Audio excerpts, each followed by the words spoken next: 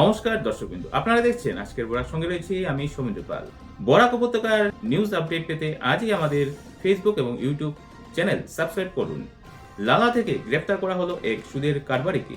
অপরাধ শাখার অতিরিক্ত পুলিশ সুপার গ্রেফতার করলেন এই সুদখোরকে।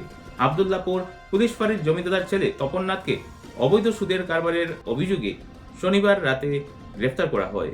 অভিযানে 51,29,900 টাকা সহ দুটি non judicial agreement paper, SBI ও ইউবিআই দুটি পাসবুক, 3টি এটিএম কার্ড, 6টি চেক স্লিপ এবং একটি ইনকাম ট্যাক্স রিটার্ন ফাইল বাজেয়াপ্ত করা হয়। নির্দিষ্ট অভিযোগের পরিপ্রেক্ষিতে হাইলাকান্দির অপরাধ শাখার অতিরিক্ত পুলিশ সুপার সমীর দপ্তর বড়ুয়া লালা ও আবদুল্লাপুর ওসিকে নিয়ে অভিযান চালিয়ে বছর 48-এর তপননাথ নামে এক সুদ ব্যবসায়ীকে গ্রেফতার করেন। তপননাথের ঘর থেকে মোট 51,29,900 টাকা উদ্ধারের পাশাপাশি 3টি এটিএম, 6টি চেক স্লিপ, দুটি ব্যাংক পাসবুক, একটি এসবিআই ও একটি ইউবিআই, দুটি নন জুডিশিয়াল এগ্রিমেন্ট পেপার, একটি ইনকাম ট্যাক্স রিটার্ন ফাইল উদ্ধার করা হয়েছে। লালা থানায় মামলা নম্বর 103/24 মানি লেন্ডার অ্যামেন্ডমেন্ট 1960-এর অধীনে তাকে গ্রেফতার করা হয়েছে। ইতিমধ্যে হাইলাকান্দি কোর্টে তাকে তোলার পর পুলিশ রিমান্ডে আনা হয়েছে বলে পুলিশ সূত্রে জানা গেছে।